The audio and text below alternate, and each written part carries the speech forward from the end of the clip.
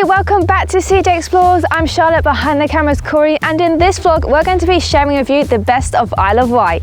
Located off the southern coast of England, the Isle of Wight is accessible by ferry or hovercraft. It's home to charming seaside villages, iconic landmarks and an incredible coastline. In this video we're going to share with you the best of the Isle of Wight, including Queen Victoria's Osborne House, the Needles, Shanklin Chine and many more.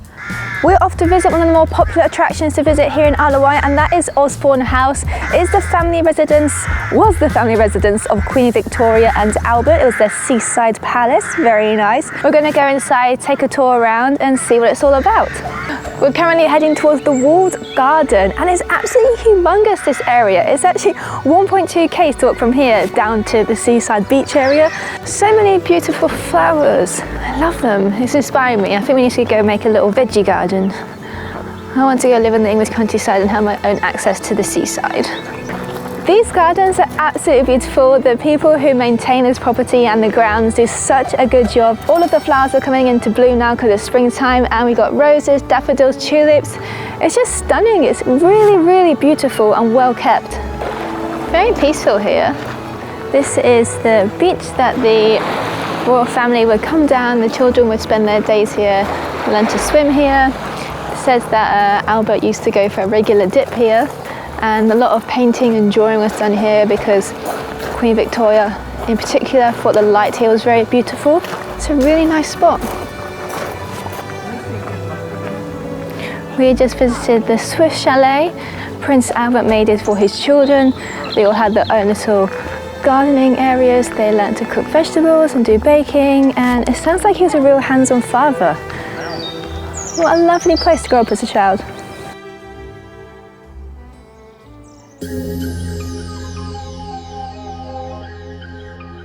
Of course, while we're in Shanklin, we have to go visit Shanklin Chine. This tourist attraction dates back to the early 1800s. It's quite a magical place with a waterfall, and we're going to go see it in daylight, but we're also going to see it later on tonight when it gets dark, because something quite magical happens then. Oh my gosh, as soon as you enter, you're just greeted with the waterfall.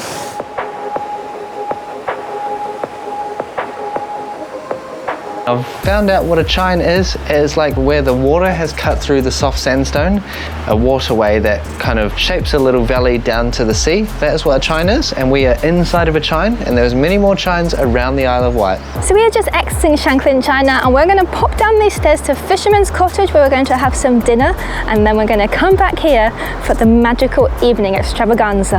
Well, the sun is setting and we have come back to Shanklin Chine because after dusk, this place turns into a fairy tale, magical wonderland with all of these light installations they have throughout the Chine.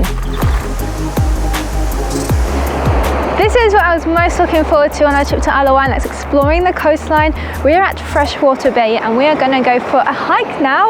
We're going to go and see the most famous landmark there is here, the Needles. Starting off pretty steep, but as you can see behind me, the views are incredible.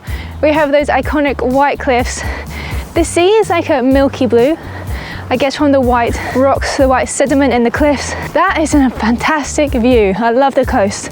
This is awesome. We've got such a good view of the Isle of Wight. We can see both sides, and here we are at the monument. Quite a high point, so yeah, we can see a lot. I think it's been like 30 to 45 minutes. It's a really nice walk though. Pretty flat, and you have panoramic 360-degree views, but we are very close to the edge now, so I'm sure very soon we will see the Needles.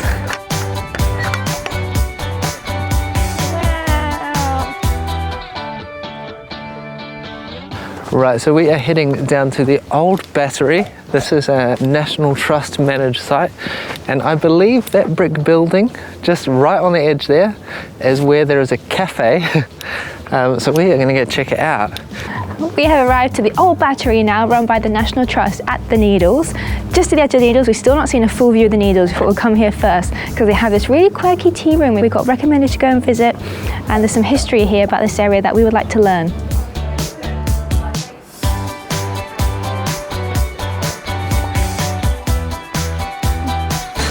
Tight in here. We have come down to a tunnel. It's very echoey. I don't know where it leads. Oh my god, we're right on the edge. Wow. Huge old searchlight, and we are on the very edge. It's kind of scary. Okay, this is the main viewpoint.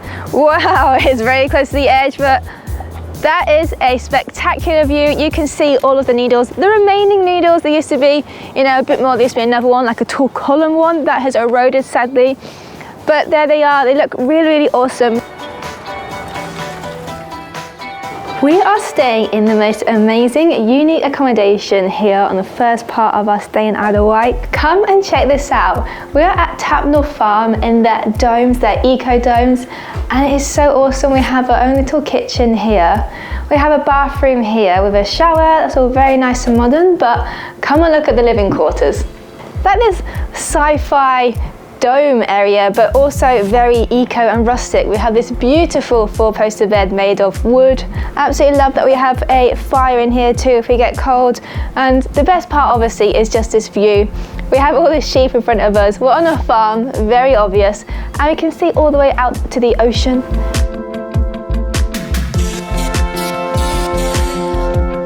We're exploring Tapnell Farm now, where our accommodation is, and we're gonna have a game of football golf.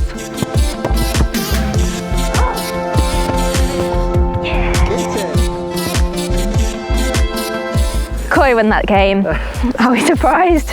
No, but it was fun. We have rented a couple of e-bikes, and today we're exploring the Red Squirrel Trail. It's one of the most popular things to do here in Isle of Wight. It's to hire some bikes and go for a bike ride along this famous trail. We're currently in Sandown and we're going to make our way to the Garlic Farm. The Red Squirrel Trail is 23 miles of mostly traffic-free cycling through the heart of the Isle of Wight's beautiful countryside. The trail takes in estuaries, woodlands, farmland and a stretch of the island's fantastic coastline. Oh my gosh!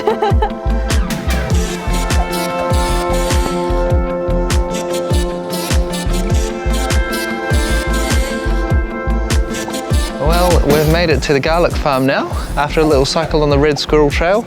Annoyingly, we did not see any red squirrels, but we're here for some food, and it is going to be covered in garlic through and through. So Charlotte is actually very excited because she loves garlic. And it smells so strong here, it's delicious. I wasn't sure what to expect from the Garlic Farm. First of all, I loved all the smells, and then I realised there's actually loads of beautiful nature here. Some gorgeous, huge, fluffy chickens, but where we're sat, there's a little rope next to us, there's a little pot of hazelnuts for squirrels, and guess what? A red squirrel came along and took one, and it's so cute. It's just next to us now, nibbling on a hazelnut. Oh. Red squirrel numbers are quite low usually because they compete with the grey squirrels, and grey squirrels unfortunately have killed a lot of the red squirrels off, but here in the Isle of Wight, it's a little bit safer for the red squirrels, so they thrive here a lot better than other places around the UK, and we're very happy we saw some because they are just the cutest little creatures.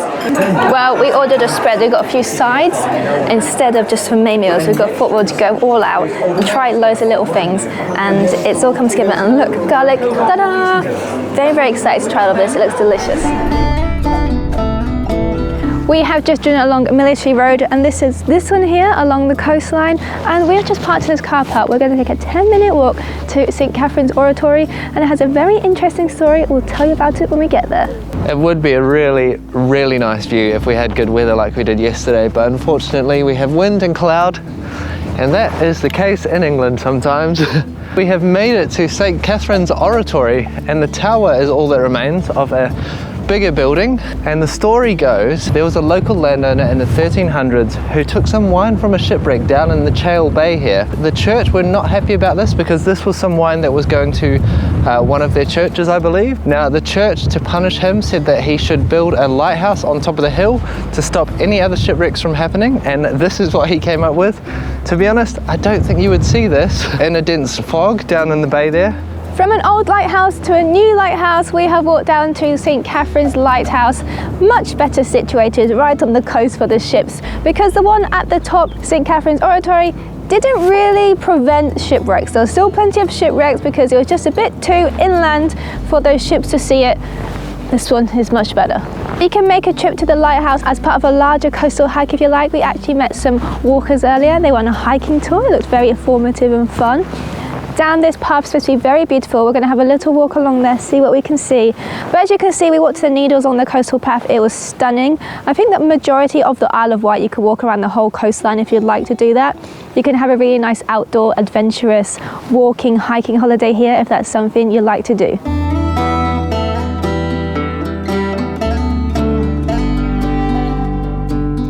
If you enjoy water sports, then you should definitely try kayaking on the Isle of Wight. We went with Tactile Adventures and they took us out to Bembridge Lifeboat Station.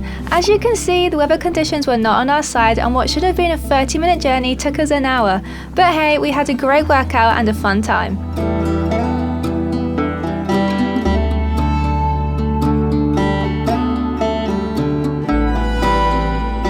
We are on a really beautiful walk this morning. We are making our way to Fremantle Gate and it is very just peaceful. We're in the countryside here in Isle of Wight. We've just seen some horses pass us by, some dog walkers and lots of people out for a hike. There are so many people around Isle of Wight with their backpacks, hiking boots on, just coming for walking holidays, and we just love that. We have made it to Fremantle Gate. A little bit of a hill, not too bad. I'd say 20 to 30-minute walk from the car park we were at. I've come to the other side now and it looks actually much more impressive from this side. It looks like just a moment in time frozen. Very cool. I feel like this is an amazing place for like, I don't know, like a movie scene or like a film set. That's really cool. Not far from Fremantle Gate is Godshill Village. Here you'll find some of the oldest architecture on the island, evident in the medieval church and the charming thatch roof cottages.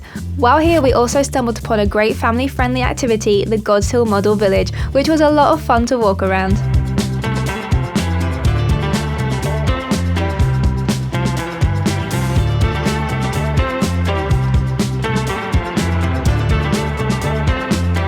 So yeah, Godshill is just one of those kind of one street towns. Not a lot to it, but it is very cute. There's quite a bit of history here. Big church on the hill. Maybe that's why it's called Godshill. And heaps of thatched roof houses. Very cute. So if you're looking for a quintessential English countryside experience, this is a good shout on the Isle of Wight.